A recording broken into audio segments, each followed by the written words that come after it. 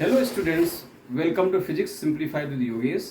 और आज हम डिस्कस करेंगे यूनिट्स एंड मेजरमेंट्स के बारे में, जो क्लास 9th का सभी बोर्ड्स में लगभग पहला चैप्टर है और फिजिक्स समझने के लिए बहुत आवश्यक है। इस चैप्टर में मैं आपको समझाऊंगा इन चार चीज़ों के बारे में। पहला, इंटरनेशनल सिस्टम ऑफ यूनिट्स। दूसरा, other common use system of units. तीसरा, measurement using vernier callipers and screw gauge for length. चौथा, सिंपल पेंडुलम फॉर टाइम। इसके अलावा कुछ इन चारों चीज़ों से संबंधित छोटे छोटे न्यूमेरिकल्स होंगे जो आपकी टेक्स्ट बुक में दिए गए न्यूमेरिकल से मिलते जुलते होंगे, वो कराए जाएंगे। चलो बच्चों, अब हम जानते हैं मेजरमेंट के बारे में। इसकी डेफिनेशन नीचे दी गई है। Measurement is the process of comparison of the given physical quantity with a known standard quantity of the same nature. इसका मतलब ये है कि मेजरमेंट या मापन वो प्रक्रिया है जिसके द्वारा एक सेम नेचर की दी हुई स्टैंडर्ड क्वांटिटी के द्वारा हम एक फिजिकल क्वांटिटी को नापते हैं। यहाँ पे सेम नेचर जो है वो बहुत ज़रूरी है। इसका मतलब ये है कि अगर आप लंबाई नापना चाहते हैं तो लंबाई के लिए दी गई स्टैंडर्ड क्वांटिटी जो कि मीटर, किलोमीटर, सेंटीमीटर, डेसीमीटर, ये सब हैं, इनके द्वारा ही नापेंगे, ना कि किसी और नेचर जैसे कि किलोग्राम, ग्राम, उससे नापेंगे। अब आ जाते हैं, अब इसमें एग्जांपल देखते हैं। जैसे कि मान लीजिए आपको एक प्लेस ए है और एक प्लेस बी है, इनके बीच की दूरी आपको नापनी है और इनके बीच की दूरी कुछ किलोमीटर्स में है। तो हम इसको देखेंगे कि जो स्टैंडर्ड क्वांटिटी है लंबी दूरी नापने के लिए, जो कि 1 किलोमीटर है,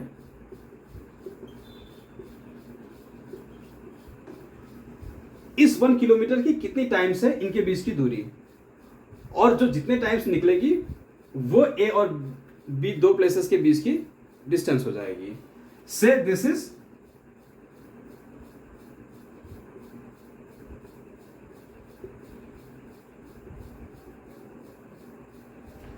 suppose this distance between A and B is 5 times of the standard unit, that is 1 kilometre. तो इसको हम, चूंकि ये 5 गुनी है तो इसको हम 5 किलोमीटर बोलेंगे। इसी तरह से यहाँ पे ध्यान देने वाली बात ये है कि जो ये किलोमीटर है इनके बीच की डिस्टेंस भी किलोमीटर में, ये यहाँ पे नेचर जो है आपका, नेचर वाला प्रिंसिपल यहाँ पे फॉलो होता है। अब आ जाते हैं यूनिट पे। यूनिट की डेफिनेशन ऐसी दी गई है नीचे। Unit is the quantity of a constant magnitude which is used to measure the magnitudes of other quantities of the same nature। तो इसमें तो ये स्टैंडर्ड क्वांटिटी के बारे में हमने बात किया था। Actually this is only the unit, और यूनिट वो क्वांटिटी है जिसका मैग्नीट्यूड हमेशा समान रहता है और जिसका इस्तेमाल उसी नेचर की दी हुई फिजिकल क्वांटिटीज को नापने के लिए किया जाता है। जैसे कि फॉर लेंथ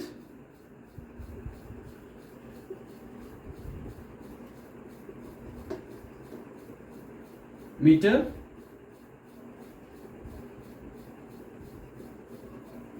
किलोमीटर, ETC,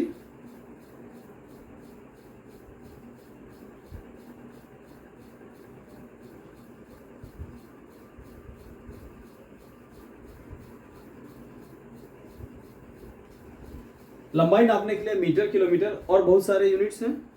ऐसे ही मास नापने के लिए ग्राम, किलोग्राम और बहुत सारे यूनिट्स हैं। बच्चों, अभी हमने मेजरमेंट और यूनिट के बारे में पढ़ा। अभी यूनिट्स भी दो टाइप के होते हैं, एक फंडामेंटल यूनिट्स और दूसरे डिराइव्ड यूनिट्स। अब हम जानते हैं फंडामेंटल यूनिट्स के बारे में। तो इसकी डेफिनेशन कुछ इस प्रकार है कि अ फंडामेंटल और basic unit is that unit which is independent of any other unit or which can neither be changed nor can be related to any other fundamental unit। इसका मतलब ये है कि जो फंडामेंटल यूनिट्स होते हैं वो इंडिपेंडेंट होते हैं और उनका किसी और यूनिट पे कोई डिपेंडेंसी नहीं होती है। जैसे कि कुछ फंडामेंटल यूनिट्स मैंने यहाँ पे लिखे हुए हैं। मास, लेंथ और टाइम के लिए मास का जो यूनिट है वो किलोग्राम है, लेंथ का मीटर है, टाइम का सेकंड है। इसी तरह से और फंडामेंटल यूनिट्स होते हैं। इसमें गौर करने वाली बात यह है कि जो किलोग्राम है वो इंडिपेंडेंट है और इसको बदला नहीं जा सकता है। अगर आपको मास को मेज़र करना है तो किलोग्राम या इसी मास को मेज़र करने वाले दूसरे एसोसिएटेड जो यूनिट्स हैं उन्हीं के द्वारा आप मेज़र कर सकते हैं। It can not be change, और ना तो ये संबंधित है किसी और फंडामेंटल यूनिट से। अब आ जाते हैं हम डिराइव्ड यूनिट्स पे। Derived units are those units which are dependent upon fundamental units, और we can say this can be expressed in the terms of fundamental units. जैसे कि वॉल्यूम के लिए मीटर क्यूब है। अब हम देख सकते हैं कि जो ये वॉल्यूम, जब इसकी मैथमेटिकल एक्सप्रेशन है वो length into breadth into height होती है, जिसकी वजह से ये मीटर क्यूब में एक्सप्रेस किया जाता है, और ये जो फंडामेंटल यूनिट मीटर है ये इसमें शामिल है। इसी तरह से जो स्पीड है, जो आपकी डिस्टेंस अपॉन टाइम है मैथमेटिकल एक्सप्रेशन में, तो ये मीटर अपॉन सेकेंड हो गया है इसका यूनिट। और यहाँ पे देख सकते हैं कि मीटर और सेकेंड दोनों ही आपके फंडामेंटल यूनिट हैं जो इसमें शामिल हैं। इसी तरह से मोमेंटम और बहुत सारे डिराइव्ड यूनिट्स हैं जिनको इस प्रकार से एक्सप्रेस किया जा सकता है। स्टूडेंट्स, अभी हमने देखा कि फंडामेंटल यूनिट्स क्या होते हैं और डिराइव्ड यूनिट्स क्या होते हैं। अब हम पढ़ेंगे सिस्टम्स ऑफ यूनिट्स के बारे में। तो जैसा कि हम जानते हैं कि फिजिकल क्वांटिटीज लेंथ, मास और टाइम, ये तीन ऐसी फिजिकल क्वांटिटीज थी जो इंडिपेंडेंट ऑफ ईच अदर थी, इसलिए यही बेसिस बनी सिस्टम्स ऑफ यूनिट्स के इवॉल्व होने में। और पहले के टाइम पे तीन सिस्टम यूज होते थे इनके मेजरमेंट के लिए। ये है सीजीएस सिस्टम, एफपीएस सिस्टम और एमकेएस सिस्टम। सीजीएस सिस्टम जो फ्रेंच यूज करते थे, इसमें लेंथ को मेजर करने के लिए सेंटीमीटर, मास को मेजर करने के लिए ग्राम और टाइम को मेजर करने के लिए सेकेंड का इस्तेमाल होता था।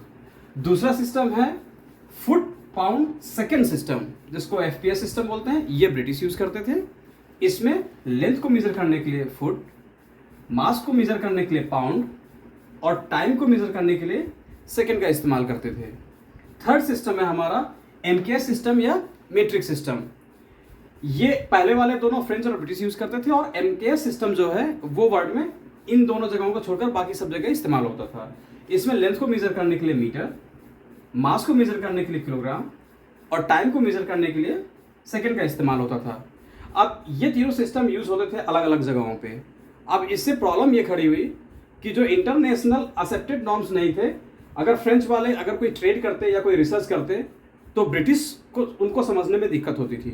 तो ग्लोबल लेवल पे ये परेशानी आई कि कैसे ऐसा सोचा गया कि कोई एक ऐसा सिस्टम निकाला जाए जो हर एक जगह एप्लीकेबल हो, ताकि trade and commerce and further studies, students के लिए, रिसर्च के लिए, हर एक चीज़ के लिए एक कॉमन सिस्टम एप्लीकेबल हो जो पूरे वर्ल्ड में एक जैसा हो।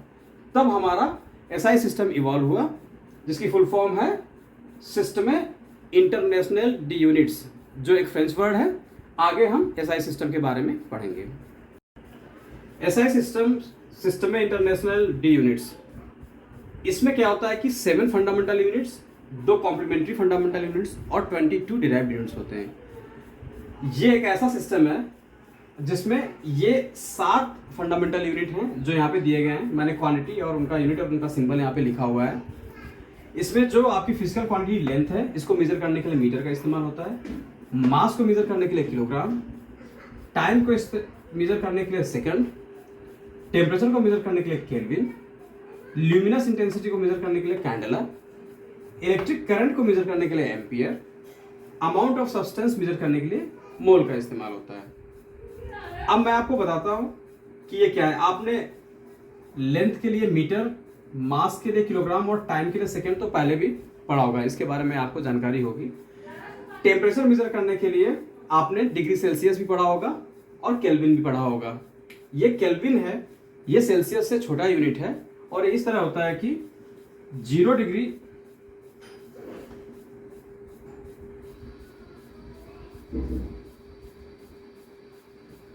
Celsius is equal to 273 kelvin. अब हम आते हैं ल्यूमिनस इंटेंसिटी के ऊपर। ल्यूमिनस इंटेंसिटी क्या होती है? किसी भी लाइट सोर्स की एक पर्टिकुलर डायरेक्शन में लाइट उत्पन्न करने की क्षमता होती है। मतलब अगर कोई लाइट सोर्स यहाँ पे है, एक टॉर्च मान लीजिए,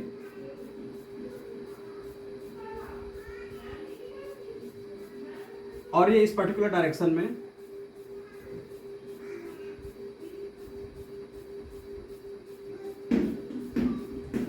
अगर ये लाइट इस डायरेक्शन में थ्रो कर रही है और पर्टिकुलर एरिया तक ये कितनी लाइट पहुंचा पाएगी, ये इसकी ल्यूमिनस इंटेंसिटी पे डिपेंड करता है। और इसको ल्यूमिनस इंटेंसिटी को मैथमेटिकली एक्सप्रेस करते हैं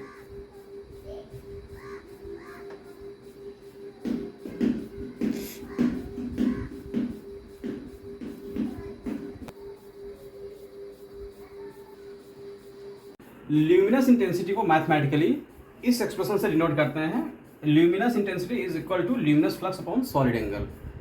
इसका यूनिट होता है ल्यूमेन और सॉलिड एंगल का होता है steradian. So lumen upon steradian is equal to candela. बच्चों अभी आपके 9th स्टैंडर्ड में इसमें डिटेल में जाने की जरूरत नहीं है, ये बाद की क्लासेस में आपको अच्छे से बताया जाएगा। अब इलेक्ट्रिक करंट के बारे में देखते हैं। इलेक्ट्रिक करंट का यूनिट है एम्पियर। इलेक्ट्रिक करंट क्या होता है, यहाँ पे हम समझते हैं ये क्लोज सर्किट है जिसमें charge is flowing and this bulb is glowing, the switch is closed. So basically electric current is defined as किसी भी कंडक्टिंग वायर से पर यूनिट टाइम में उस वायर के पर्टिकुलर पॉइंट से कितना चार्ज पास होता है, वो इलेक्ट्रिक करंट होता है। तो basically electric current is defined as the rate of flow of electric charge from a particular point and that is actually area in a conducting wire. ये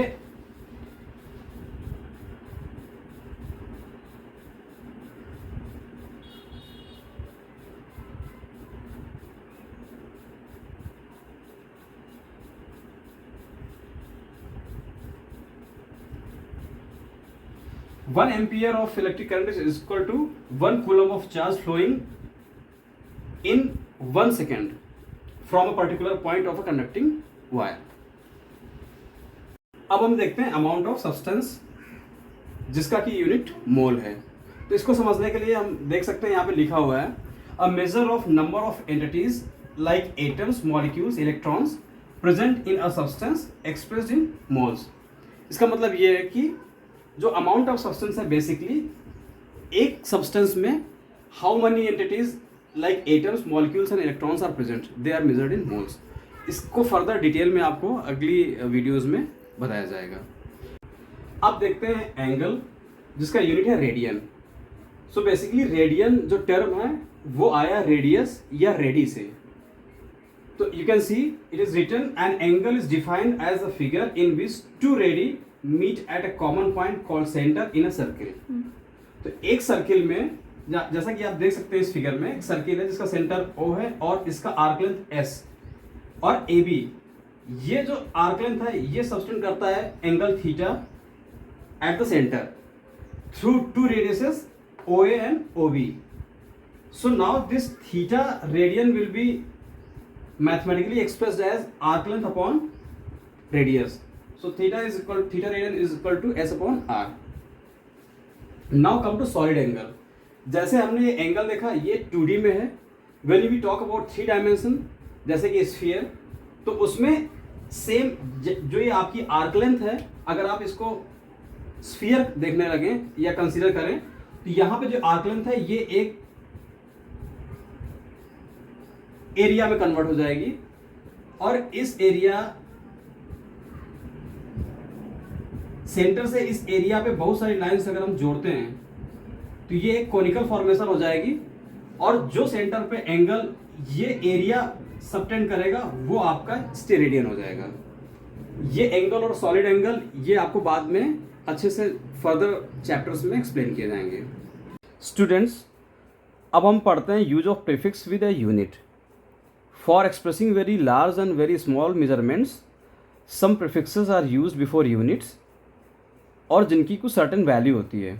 सबसे पहले हम लार्ज मेजरमेंट्स के बारे में बात करते हैं और इनको यूज़ करते हैं जैसे जो मास का यूनिट है आपका ग्राम, लेंथ का यूनिट है मीटर, उनके पहले हम ये प्रीफिक्सेस यूज़ करते हैं। तो उनको रीड करेंगे like decagram, hectogram, kilogram, megagram, और in case of metre like decametre, hectometre, kilometre etcetera. अब हम देखते हैं लार्ज मेजरमेंट्स में इनकी वैल्यूज़ क्या क्या हैं। Deca is equal to 10 raised to the power 1, hecto means 10 raised to the power 2, kilo means 10 raised to the power 3, mega means 10 raised to the power 6, giga means 10 raised to the power 9, tera means 10 raised to the power 12, peta means 10 raised to the power 15, exa means 10 raised to the power 18, Zeta means 10 raised to the power 21 and yotta means 10 raised to the power 24।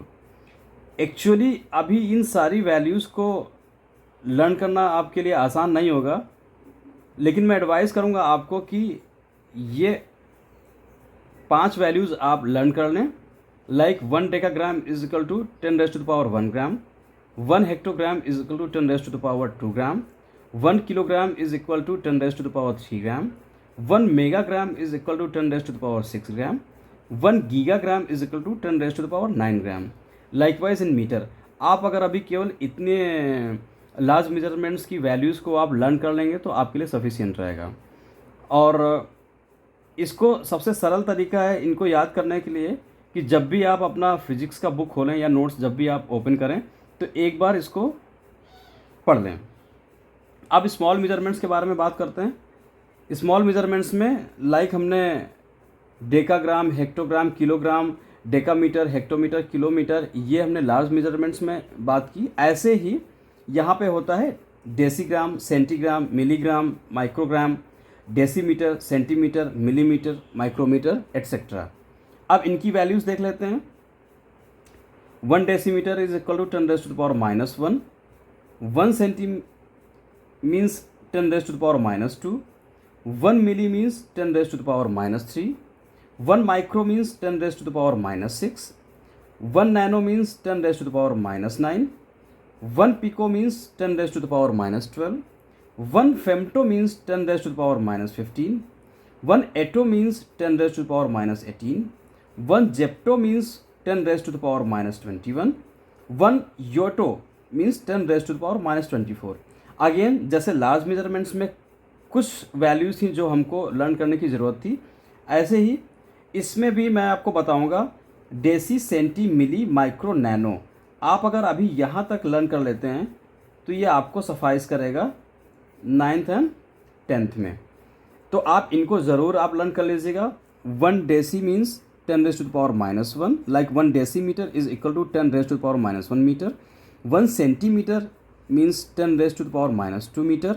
1 millimetre means 10 raised to the power -3 metre. 1 micrometre means 10 raised to the power -6 metre. 1 nanometre means 10 raised to the power -9 metre. Likewise इन सारे measurements को learn करने का तरीका यही है कि जब भी आप अपने फिजिक्स के नोट्स या फिजिक्स की बुक खोलें तो एक बार इनको पढ़ ज़रूर लें। स्टूडेंट्स, अब हम जानते हैं एसआई यूनिट ऑफ लेंथ के बारे में। हमें पता है कि मीटर है वो हमारा लेंथ का एसआई यूनिट है। इसको डिफाइन इस तरह से किया गया है। A metre was originally defined in 1889 as the distance between 2 marks drawn on a platinum iridium which was alloy with 90% platinum and 10% iridium, rod kept at 0 degree centigrade in International Bureau of Weights and Measures at Sivers near Paris। इसका मतलब ये हुआ कि Paris में एक जगह है Sevres जहाँ पे international bureau of weights and measures का बिल्डिंग है, वहाँ पे प्लेटिनम इरिडियम एलॉय की एक रॉड के बीच पर 2 मार्क्स लगाए गए थे और एट 0 डिग्री सेंटीग्रेड टेम्परेचर उनके बीच की डिस्टेंस थी वो 1 मीटर ली गई थी। लेकिन इसको इस्तेमाल करने के बाद में ये पाया गया कि this is not very fix value, क्योंकि जब हम साइंटिफिक रिसर्च करते हैं तो उसमें अगर ज़रा सा भी वेरिएशन हो जाता है तो उसमें वैल्यूज़ फिर आगे चल के बहुत ज़्यादा डिस्टर्ब हो जाती हैं। तो then in 1983 the metre was redefined in the terms of speed of light, according to which 1 meter is the distance traveled by light in 29,97,92,458th part of a second in air or vacuum। आपको इसमें केवल ये जानना है, ये definitions पूछी जा सकती है, इनकी वैल्यू पूछी जा सकती है, बाकी इसमें ये कैसे हुआ इसके बारे में ज़्यादा अभी हम नहीं डिस्कस करेंगे। Now comes to non metric units of length. इसमें बिगर यूनिट्स हैं astronomical unit, light year and parsec. अब हम देखते हैं एस्ट्रोनॉमिकल यूनिट के बारे में। 1 astronomical unit is equal to mean distance between the earth and the sun. इसका मतलब यह है, जब हम जानते हैं कि अर्थ हमारी वो अपने ऑर्बिट में घूमती है सन के चारों तरफ, तो sometimes it is very near to the sun and sometime it is very far from the sun. जो नियरेस्ट इसकी पोजीशन है वो पेरीहेलियन कहलाती है, और जो इसकी फारदेस्ट है वो एपहेलियन कहलाती है। तो इनकी डिस्टेंसेस का अगर हम मीन डिस्टेंस निकालें तो वो एक एस्ट्रोनॉमिकल यूनिट लिया गया है, और वो आता है 1.496 raise to the into 10 raise to the power 11 metre के बराबर। जैसे कि हम देख सकते हैं यहाँ पे इस डायग्राम में दिखाया गया है कि जो एपहेलियन है उस पोजीशन में अर्थ की डिस्टेंस होती है कुछ 1.52 into 10 raise to the power 11 metre, जो कि ज़्यादा है 1 AU से। और जब पेरीहेलियन पोजीशन होती है वहाँ पे अर्थ की डिस्टेंस सन से है 1.47 into 10 raise to the power 11 metre, जो कि कम है आपके 1 AU से। जब इनका मीन निकालते हैं तो वो आपका आता है approximately 1.496 into 10 raise to the power 11 metre, जो कि एक एस्ट्रोनॉमिकल यूनिट है। और ये इसका इस्तेमाल भी एस्ट्रोनॉमिकल बॉडीज़ के, हेवनली बॉडीज़ के बीच के डिस्टेंस को बताने में किया जाता है। Now come to light year. जैसे कि इसके नाम से ही पता लग रहा है कि a light year is the distance travelled by light in vacuum in 1 year. And students, we know the speed of light is 3 into 10 raise to the power 8 metre per second. So when we multiply with the time, which is 1 year, so it becomes 3 into 10 raised to the power 8 multiplied by 365 into 24 into 60 into 60 seconds. So this becomes approximately 9.46 into 10 raised to the power 12 kilometer. Students, now come to parsec. ये एक ऐसी unit है जिसको learn करने में थोड़ी दिक्कत होती है स्टूडेंट्स को। मैंने इसको काफ़ी कोशिश की है आपको सिंप्लीफाई तरीके से बता सकूं। अगर इसको हम डिफाइन करें तो 1 parsec is the distance from where the semi major axis of orbit of earth subtends an angle of 1 second. Now what is angle of 1 second, पहले हम ये जानते हैं।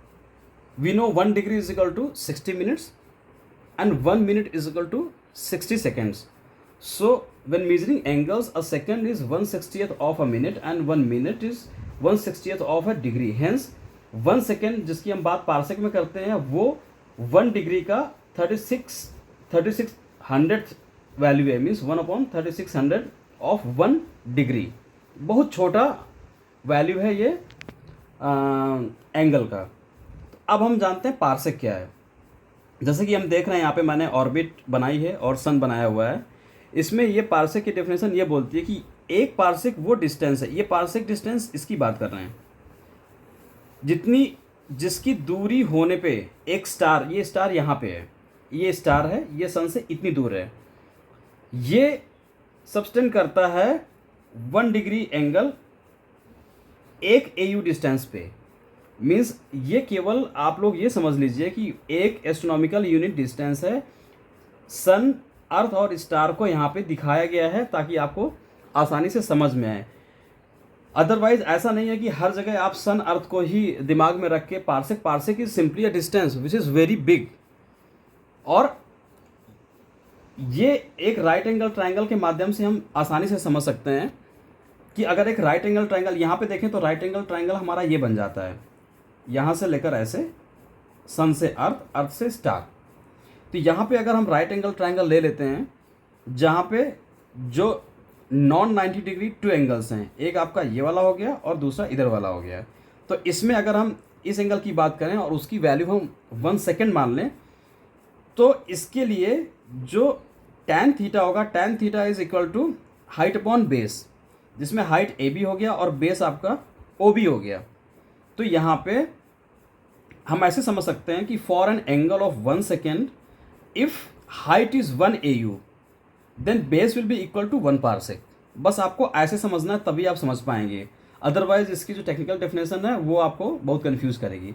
यहाँ पे मैंने लिख भी रखा है, देखिए, it means in a right angle triangle for an angle of 1 second if height is taken as 1 astronomical unit then base will be 1 parsec. Here tan theta is equal to AB upon OB, which is height upon base. Here theta is 1 second, your height is 1 astronomical unit and your base is 1 parsec. And mathematically when it is calculated, 1 parsec is equal to 3.26 light year. Means it is very big quantity. Now comes to, I hope कि आपको parsec में थोड़ी clarity आई होगी और आपको समझ में आया होगा। ओके स्टूडेंट्स, अभी देखते हैं एसआई यूनिट ऑफ मास के बारे में। हम जानते हैं कि SI unit of mass kilogram है। इसकी कई डेफिनेशंस हैं। सबसे पहले इसको डिफाइन किया गया था, पहले एक जनरल अंडरस्टैंडिंग के लिए हम देखते हैं कि usually mass of 1 litre of water that is 1000 ml is taken as 1 kg at 4 degree centigrade of temperature. मतलब 1000 मिलीलीटर वाटर, उसका 4 डिग्री सेंटीग्रेड तापमान पे उसका जो मास होगा वो 1 किलोग्राम होगा। ये एक जनरल अंडरस्टैंडिंग में है। अब देखते हैं कि डेफिनेशन पहले क्या डिफाइन किया गया था। ये in 1889 1 kilogram was defined as the mass of a cylindrical piece of platinum iridium alloy kept at international bureau of weights and measures at Sevres near Paris. जैसा कि हमने देखा कि international bureau of weights and measures ने metre की definition भी दी थी, उसी तरह इन्होंने किलोग्राम की भी डेफिनेशन दी हुई है। तो किलोग्राम क्या है? उस एक सिलिंड्रिकल पीस का मास है जो प्लैटिनम इरिडियम एलॉय का बना हुआ है और वो international bureau of weights and measures Paris में रखा हुआ है। ये तो हो गई डेफिनेशन जो 1889 से चली आ रही थी। उसके बाद में जैसे हमने देखा कि मीटर की डेफिनेशन को भी रीडिफाइन किया गया और लेटेस्ट डेवलपमेंट और रिसर्च हुए तो और प्रिसाइजली उसको एक्यूरेसी के साथ में पेश किया गया। ऐसे ही जो हमारा किलोग्राम है इसको भी डिफाइन किया गया अभी लेटेस्ट 2019 में, और उसको इस तरह से डिफाइन किया गया है। The latest definition of mass with effect from 20 May 2019 defines mass in the terms of a fundamental value called Planck's constant, whose value is 6.62607015 into 10 raised to the power minus 34 kg meter square per second। अभी आप सोच रहे होंगे कि ये Planck constant क्या है। Actually ये प्लैंक कांस्टेंट है जो किसी वेव की एनर्जी के लिए बनाए गए रिलेशन में पेश होता है, उसमें यूज किया जाता है। Basically there is a Planck's relation which is H is equal to E is equal to HF, जहाँ पे इसका इस्तेमाल किया गया है। और उसके साथ ही जो इंस्टीन ने फॉर्मूला दिया था E is equal to mc², उन दोनों को रिलेट करके फिर वहाँ से ये प्लैंक की वैल्यू निकल के आती है। तो मैं आपको किलोग्राम को डिफाइन करने में प्लैंक्स कांस्टेंट का क्या रोल है वो अभी मैं आपको समझाऊंगा। अभी देखते हैं प्लैंक्स कांस्टेंट क्या है। It gives the relationship between the energy of a photon and it's frequency and by mass energy equivalence the relationship between mass and frequency. मतलब ये प्लैंक्स कांस्टेंट वो है जो एक फोटोन की एनर्जी और उसकी फ्रीक्वेंसी के साथ में रिलेशनशिप बताता है। और मास एनर्जी इक्विवेलेंस ये आइंस्टीन का फॉर्मूला था, E is equal to mc², और E is equal to Planck's constant वाला HF is equal to HF। उससे हम देखते हैं कैसे हम किलोग्राम की वैल्यू निकाल सकते हैं।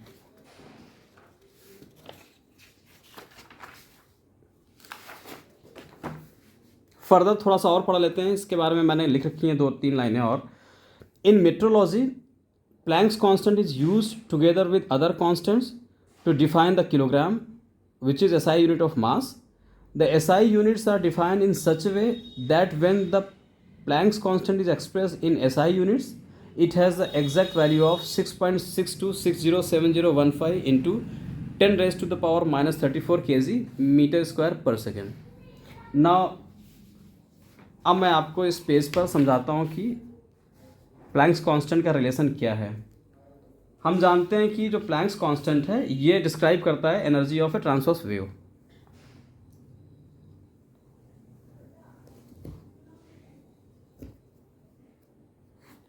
ये क्या करता है प्लैंक्स कांस्टेंट? ये डिस्क्राइब करता है, describes energy of a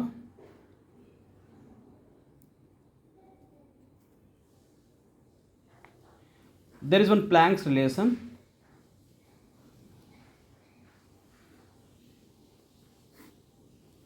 which is E is equal to H into F,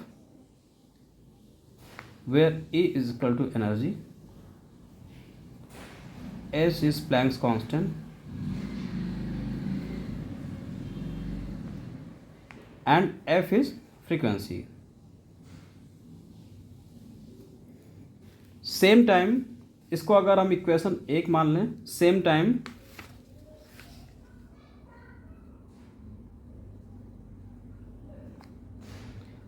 Einstein's mass energy equation है या रिलेशन है जो बताता है कि E is equal to mc square, where E is equal to energy, m is equal to mass, and c is equal to speed of light.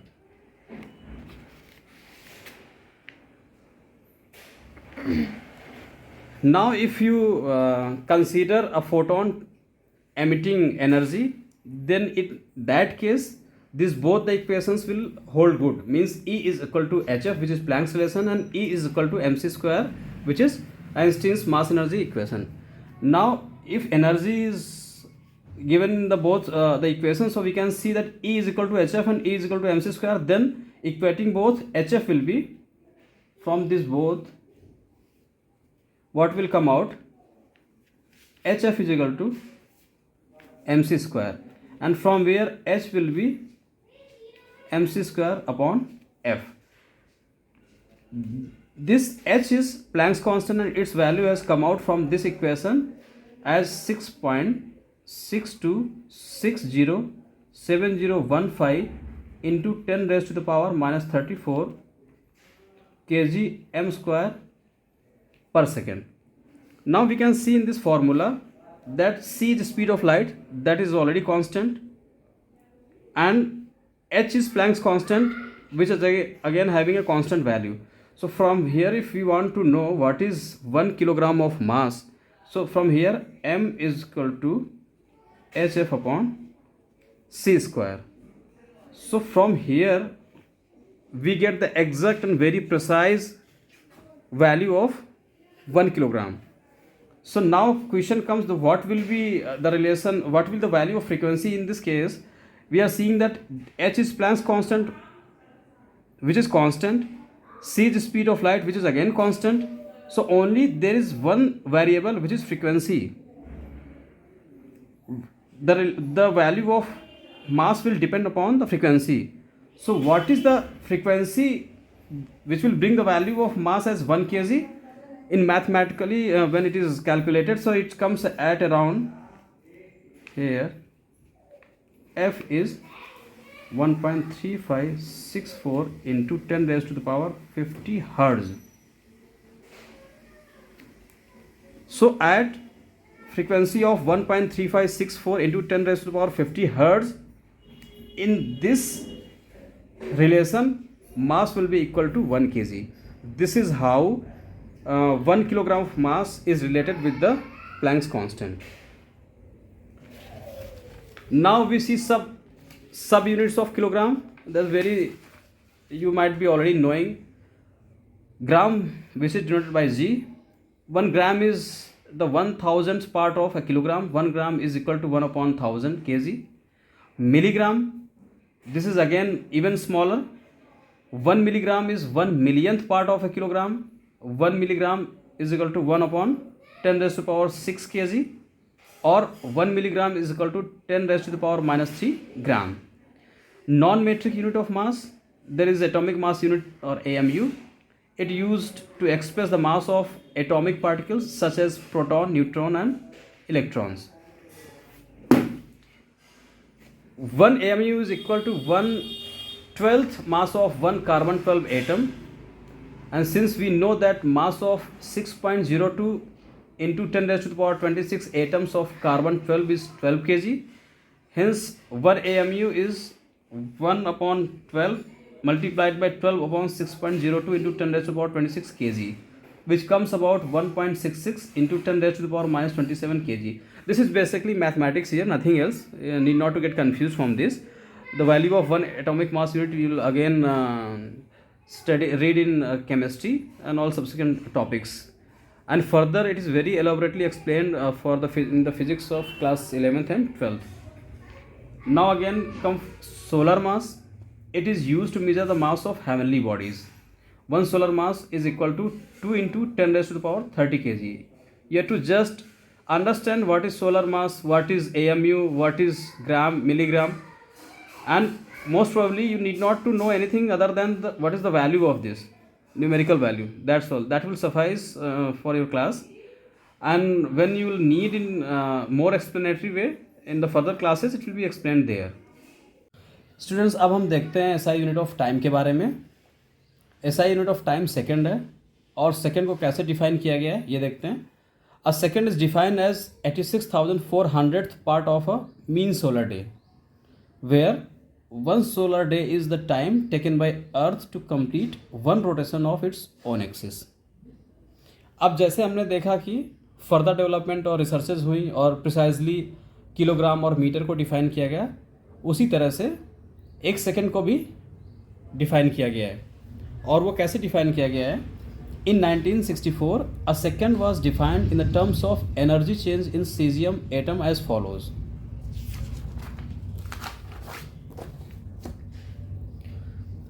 One second is the time interval of 919 crore 26 lakhs 31,000 and 770 vibrations of radiation corresponding to the transition between two unperturbed ground state hyperfine levels of the cesium 133 atom. अभी इस definition को पढ़ के ऐसे लग रहा है कि एटम बॉम्ब ही गिरा दिया किसी ने. ये समझ में ही नहीं आ रहा है. It is very typical. मैं आप लोगों के लिए इसको आसान बना दूंगा. पहले थोड़ा सा समझते हैं कि क्या मतलब हुआ इसका.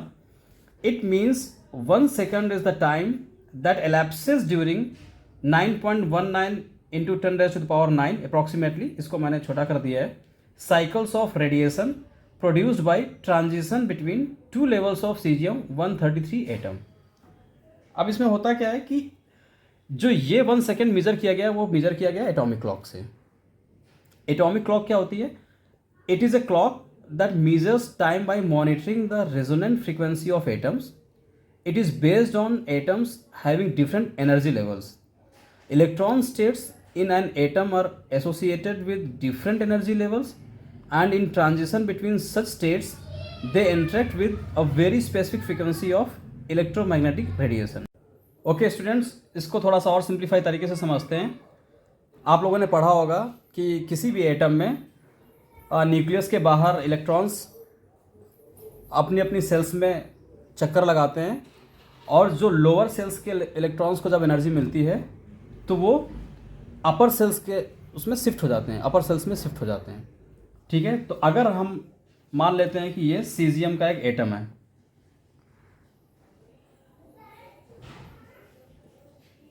ये मान लीजिए, मैं हाइपोथेटिकली आपको समझा रहा हूँ, सीजियम 133 का एटम है और इसकी वैलेंस सेल में ये 2 इलेक्ट्रॉन हैं. जब इन सीजियम 133 एटम को सफिशिएंट एनर्जी दी जाएगी तो क्या होगा कि इसके जो आउटर सेल में इलेक्ट्रॉन्स हैं वो वाइब्रेट करने लगेंगे और पल्सेस जनरेट करने लगेंगे. तो जितने समय में ये electron 919 crore 26 lakhs 31,000 and 770 pulses देंगे या इतनी बार वाइब्रेट करेंगे, वो जो टाइम बीतेगा वो एटॉमिक क्लॉक के द्वारा 1 second माना गया है। इस तरह से आप इसको समझ सकते हैं। इसकी डेफिनेशन थोड़ा सा कठिन है, लेकिन आप इस तरह से समझेंगे तो शायद आसानी से आपको समझ में आएगा। स्टूडेंट्स, अब देखते हैं smaller units of time. Millisecond, 1 millisecond is equal to 10⁻³ second. Microsecond, 1 microsecond is equal to 10⁻⁶ second. Nanosecond, 1 nanosecond is equal to 10⁻⁹ second. Now some bigger units of time. Minute, 1 minute is the duration of 60 seconds. 1 minute is equal to 60 seconds. Hour, 1 hour is duration of 60 minutes. 1 hour is equal to 60 minutes. Hence 60 into 60 is equal to 3600 seconds. Day, the time taken by the earth to rotate on its own axis is called a day. One day is divided in 24 hours. One day is equal to 24 hours. It means 24 into 60 minutes is equal to 1440 minutes is equal to 86,400 seconds. Year, 1 year is defined as the time in which the earth completes one revolution around sun. 1 year is equal to 365 days, and it comes about 3.1536 into 10⁻⁷ seconds. Now comes to leap year. A leap year is the year in which the month of February is of 29 days. One leap year is equal to 366 days. Decade, 1 decade has 10 years, and that is equal to 3.1536 into 10⁸ seconds. Century, a century is of 100 years, and when you calculate it comes to about 3.16 into 10⁹ seconds. Millennium, a millennium is of 1000 years, and when you mathematically calculate, 1 millennium is equal to 3.16 into 10⁻10 seconds. Only you have to remember their mathematical value, and that is and rest is very self-explanatory, and nothing to worry in this subunits of time.